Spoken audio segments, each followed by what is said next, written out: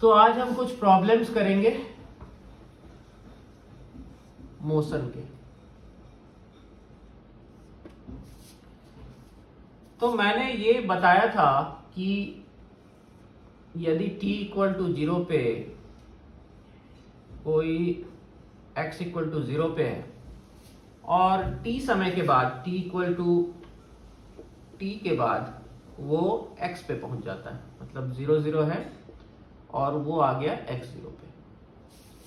तो इस time duration में t equal to 0 to t equal to t में इसका जो एवरेज वेलोसिटी होगा वो हो जाएगा यहां से यहां तक का डिस्प्लेसमेंट, यानी x बाय t। तो ये मैंने एवरेज स्पीड या एवरेज वेलोसिटी की बात कही, जो कि टोटल, यदि ये वेलोसिटी है तो total displacement by total time, ये नहीं करनी। और इंस्टेंटेनियस वेलोसिटी हुआ कि एट ए पर्टिकुलर इंस्टेंट इसका क्या वेलोसिटी है, वो हो गया इंस्टेंटेनियस वेलोसिटी। और दूसरी चीज जो एक्सेलरेशन है, वो एक्सेलरेशन का भी कॉन्सेप्ट मैंने बताया था, और वो जो एक्सेलरेशन का कॉन्सेप्ट है वो ये है कि जो फोर्स है, किसी चीज पे यदि कोई फोर्स लगता है, नेट एक्सटर्नल फोर्स लगता है, that causes acceleration. Force causes acceleration. तो एक्सेलरेशन क्या करता है? एक्सेलरेशन, यदि मान लो कि कोई ऑब्जेक्ट यदि रेस्ट में है और उस पर कोई फोर्स लगता है, तो फोर्स के कारण फोर्स कॉजेज एक्सेलरेशन। और एक्सेलरेशन का जो इफेक्ट है वो ये है कि वो इसमें, यदि वो इसका यदि रेस्ट पे है, यानी इसका यदि वेलोसिटी अभी 0 है, तो वो इसको एक वेलोसिटी दे देता है, मतलब वो रेस्ट से मोशन में आ जाता है। या यदि वो यूनिफॉर्म मोशन में चल रहा है, सपोज करो वो चल रहा है v वेलोसिटी के साथ, तो v वेलोसिटी के साथ ही चलता रहेगा। लेकिन यदि उस पर कोई नेट एक्सटर्नल फोर्स लगा देते हैं तो इसका वेलोसिटी चेंज कर जाता है, इसका वेलोसिटी विल चेंज। यदि ये v1 है तो ये v2 हो जाता है। तो acceleration is always caused by some external, some net external force. तो हमने कैसे डिफाइन किया था एक्सेलरेशन को? Acceleration is a vector is equal to v2। मान लो ये v1 है, अभी v1 से चल रहा है वेलोसिटी से, और t इक्वल टू 0 पे और t equal to t time के बाद इसका वेलोसिटी हो गया v2 वेक्टर। तो acceleration vector is v2 vector minus v1 vector divided by t। ये average acceleration during this period हो गया, average acceleration during this period हो गया।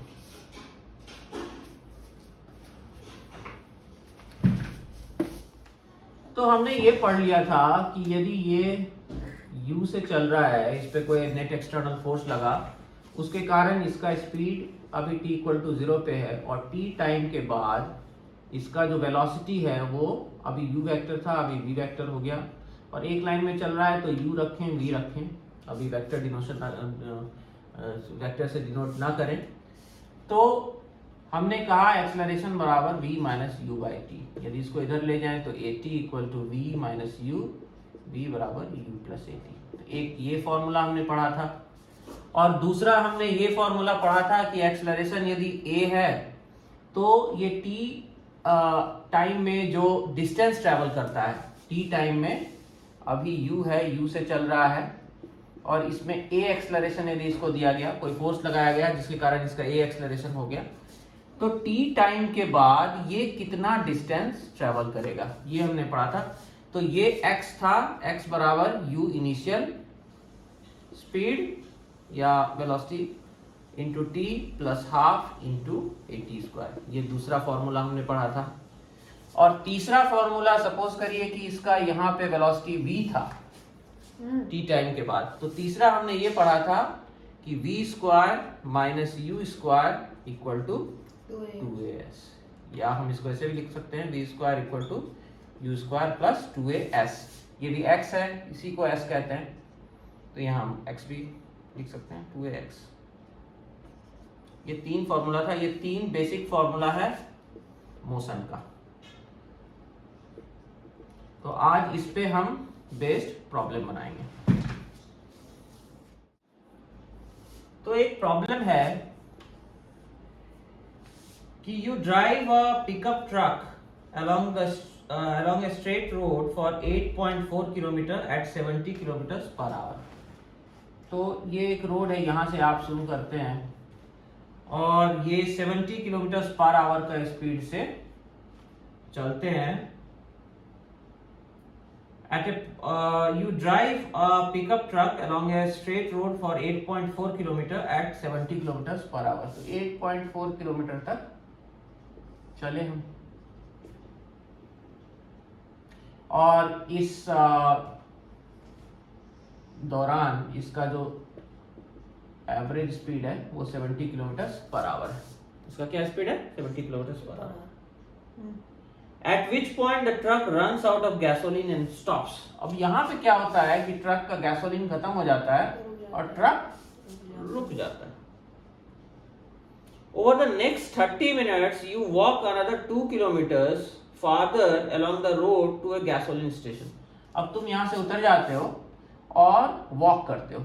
वॉक करते करते करते ये 2 किलोमीटर पे तुम यहाँ जाते हो और यहाँ पे गैसोलीन का स्टेशन है, वहाँ से वहाँ पे चले जाते हो। और ये यहाँ से यहाँ जाने में जो टाइम लगता है वो टाइम है तुम्हारा 30 मिनट्स तक।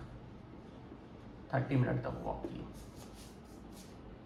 तो कह रहा है कि what is your overall displacement from the beginning of your drive to your arrival at the station. मतलब जब तुम ड्राइव यहाँ से स्टार्ट किए और टिल द पॉइंट तुम गैसोलीन स्टेशन पे पहुंचे तो तुम्हारा टोटल डिस्प्लेसमेंट क्या है। तो बताओ कैसे होगा। जब हम यहाँ से एक ही लाइन में, सबसे पहले तो हम एक ही लाइन में, डिस्प्लेसमेंट इज अ वेक्टर, एक ही लाइन में मूव कर रहे हैं। तो सबसे पहले तो हमारा इनिशियल क्या था, यदि ये 0 0 है तो हम यहाँ पे थे पहले। उसके बाद जब हमारा ट्रक स्टॉप हुआ तो हम 8.4 किलोमीटर 0 पे थे। उसके बाद जब हम यहाँ पहुंचे हैं तो 2 किलोमीटर और है, ये 2 किलोमीटर और है। तो टोटल यहाँ से यहाँ तक कितना हो गया? 8.4 किलोमीटर प्लस ये कितना किलोमीटर था? 2 किलोमीटर और था 10.4। तो ये 10.4 किलोमीटर हो गया। तो हम यहाँ पहुंच गए। तो हमारा टोटल डिस्प्लेसमेंट क्या हो गया? 10.4 किलोमीटर। ये जो हो गया, ये पॉइंट हो गया 10.4 किलोमीटर 0। तो हमारा जो टोटल डिस्प्लेसमेंट हो गया इज इक्वल टू 10.4 किलोमीटर। अब कह रहा है what is the time interval from the beginning of your drive to your arrival at the station. मतलब यहाँ से सबसे पहले तो यहाँ से यहाँ पहुंचे, जब तुम्हारा ट्रक का गैसोलीन खत्म हो गया, उसके बाद वॉक करके यहाँ पहुंचे हो, स्टेशन तक पहुंचे हो। तो टोटल टाइम यहाँ से यहाँ पहुंचने में तुमको कितना लगा है? तो बताओ, यहाँ से यहाँ तक का एवरेज स्पीड क्या है? यहाँ से यहाँ तक का average speed 70 kilometre per hour. 70 kilometre. V average is equal to 70 kilometre per hour. और कितना किलोमीटर का डिस्टेंस ट्रेवल किया हो? एक्स क्या है? 8.4। तो हमें क्या निकालना है कि यहाँ से यहाँ तक का टाइम यदि पता चल जाए, क्योंकि यहाँ से यहाँ तक का समय 30 मिनट्स दिया हुआ है, तो यहाँ से यहाँ तक कितना समय लगेगा वो पता चल जाएगा। तो 70 किलोमीटर, तो वी एवरेज क्या होगा? यहाँ से यहाँ तक जाने में जो वी एवरेज है that will be equal to यहाँ से यहाँ तक का टोटल डिस्टेंस। यदि हम स्पीड की बात करें तो डिस्टेंस, यदि वेलोसिटी की बात करें तो displacement, both are same here. तो 8.4 किलोमीटर डिवाइडेड बाय टाइम, यहाँ से यहाँ तक का जो समय है। तो वी एवरेज कितना है यहाँ से यहाँ तक के ड्यूरेशन में? ये 70 किलोमीटर पर आवर है। तो हम टाइम कैसे निकालेंगे?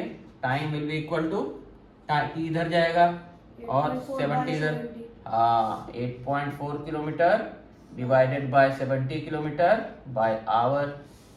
ठीक है, तो क्या हो गया? किलोमीटर किलोमीटर कट गया, तो 8.4 बाय 70 आवर्स। इसको मिनट्स में भी कन्वर्ट करना है तो 8.4 इंटू 60 बाय 70 हो गया। अब इसको कितना से कट जाएगा? 1.2 से हो गया। 12 से बन जा 84, तो 1.2 इंटू 6 मिनट्स, मतलब कितना हो गया 7.2 मिनट्स।